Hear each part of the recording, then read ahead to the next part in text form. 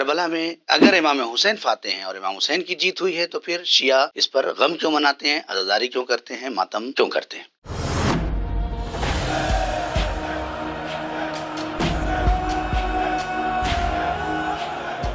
آئیے جواب دیتے ہیں۔ پوری دنیا کا معیار جیت اور ہار یہ نہیں ہے کہ کون قتل ہو گیا اور کس نے قتل کر دیا، کس کے کتنے فوجی مارے گئے، کس کے فوجی زندہ رہ گئے۔ کسی بھی جنگ کا معیار یہ نہیں ہوتا۔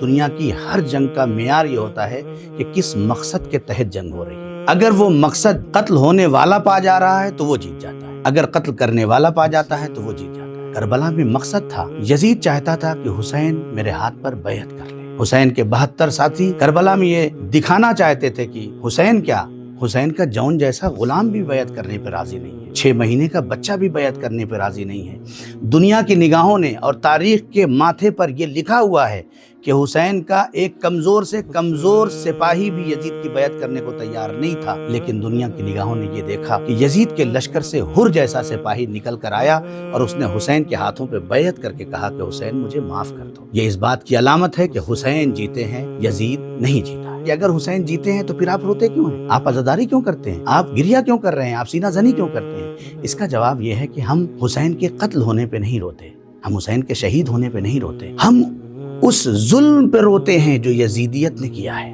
کہاں لکھا ہے کہ ماؤں اور بہنوں کے سروں سے چادر چھین لی جائے، کہ انہیں بے آبرو کیا جائے، کہ 6 مہینے کے بچے پہ اس تیر کو چلایا جائے جس سے اونٹ نہر کیا جاتا ہے؟ ہم اس ظلم پہ جو انسانیت پہ ظلم ہوا ہے اس پر گریہ کرتے ہیں، اس مصیبت پہ گریہ کرتے ہیں۔ اور ہم گریہ نہ کرتے، خدا کی قسم ہم کبھی گریہ نہ کرتے۔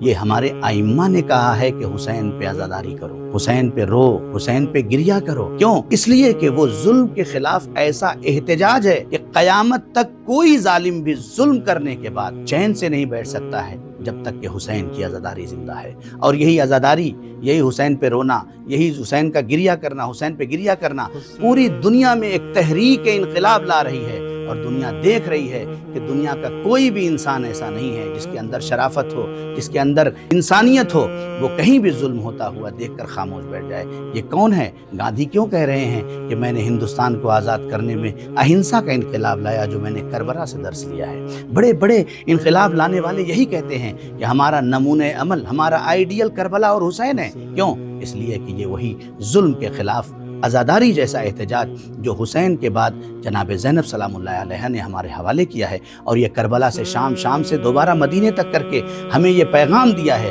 کہ کچھ بھی ہو جائے ظالم کے مقابلے میں کبھی بھی خاموش نہ بیٹھو۔ یہ تمہیں عزاداری سکھاتی ہے، یہ تمہیں گریہ سکھاتی ہے۔